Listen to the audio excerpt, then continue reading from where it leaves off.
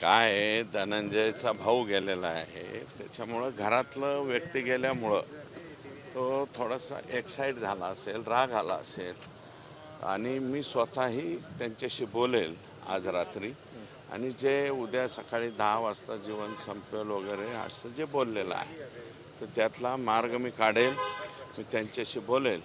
फक्त SITच्या जे अधिकारी आहेत त्यांच्याशी मी निश्चितपणे बोलेल की बाबा जी माहिती कुटुंबियांना हवी असेल ती माहिती 100% त्या कुटुंबाला दिली पाहिजे की मूवमेंट काय झालेली आहे, अमुक झालेला आहे. आता आणखी एक आहे की थोडासा अडचणीचा भाग असा झाला आहे की विष्णू चाटे याचा 10 तारखेला मोबाईल बंद झालेला आहे. त्याच्यावरून खोळंबत काय नाही, परंतु विष्णू चाटेने आणखी 14 दिवस पोलीस कस्टडीत असताना आणि आता 15वा दिवस इकडच्या कस्टडीत आला, 3च दिवसाची कस्टडी.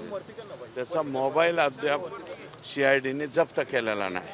अशा काही प्रकारच्या लूप्स होल्स त्रुटी राहू नये. आणि काय जरी त्याचा मोबाईल नाही सापडला तरी त्याच्यात अडचण येत नाही, कारण आम्हाला 9 आणि 10 तारीख 6 तारखेपासून 10 तारखेपर्यंत विष्णू चाटे कोणाकोणाशी बोललेला आहे एवढं असलं तरी पुरेसं होतं आहे. परंतु मी 100% थोरला भाऊ म्हणून मी त्यांची समजूत काढील आणि उद्या सकाळपर्यंत विनंती करील.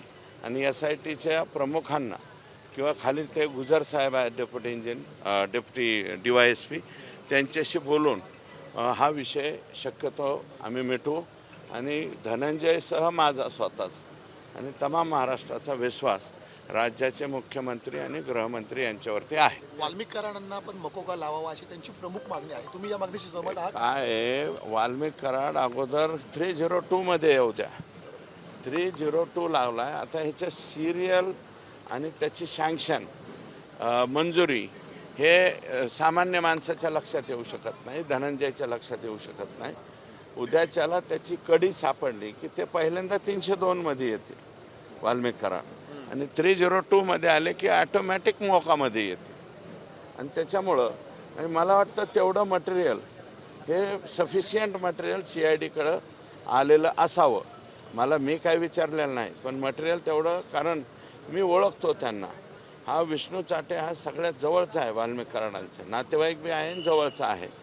तर त्यांनी 100% कॉल जे आहेत आणि आकांकडून आदेश घेऊनच पुढची कारवाई त्या ठिकाणी केली असेल. शेवटचा प्रश्न घेतो की एकंदरीत आता देशमुख कुटुंबाची समजूत काढण्यात तुम्हाला यश येईल का? गरज पडली तर मुख्यमंत्र्यांशी सुद्धा त्यांची बातचीत करून दिली जाईल का? आवश्यकता नाही पडणार, एवढे अपेक्षा ते ठरणार नाही.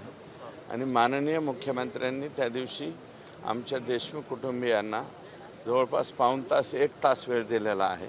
त्यांचं सगळं घराणं जे आहे ते ऐकून घेतलेलं आहे आणि आता पुढच्या स्टेप्स जे आहे ते पाडणार आहेत. देशमुख कुटुंबीय जेवढं तेल डोळ्यात ठेवून तिकडं पाहते त्याच्यापेक्षा पेट्रोल डोळ्यात घालून आम्ही सुद्धा या केसकडे लक्ष ठेवून आहोत. जो परवाना होता, शस्त्र परवाना, तो रद्द केला. काय विशेष आहे त्याच्यात? काय विशेष आहे? वाल्मिक कराडांना 4 पोलिस होते संरक्षणात, वरून शस्त्र परवाना कशासाठी पाहिजे? माझं तर म्हणणं आहे बीड जिल्ह्यातील हे 100 आणि 200 आणि 250 हे रद्द करूच नका, 1200चे 1200 रद्द करून टाका ना. मी मुख्यमंत्र्यांना तीच मागणी करणार. 1200चे 1200, मग कोणाचा मर्डर होतो, कोणाचा खून होतो ते बघू आपण. कशासाठी पाहिजेत हे पिस्तूल? कशासाठी? फक्त मिरवायसाठी, लोकांना धाक दाखवायसाठी. आणि कोण आहेत? आमचं लोन संभाजीनगरमध्ये पोहोचलेलं आहे. धनंजय मुंडे हे मंत्री जे आहेत त्यांच्या जवळच्या काही लोकांना फक्त मिरवायासाठी संभाजीनगर जिल्ह्यात सुद्धा काही हे दिले गेलेले आहेत, काय म्हणतो आपण ते, बंदूक. त्याची यादी मी 1-2 दिवसात तुम्हाला देतो. ABP माझा, उघडा डोळे बघा नीट.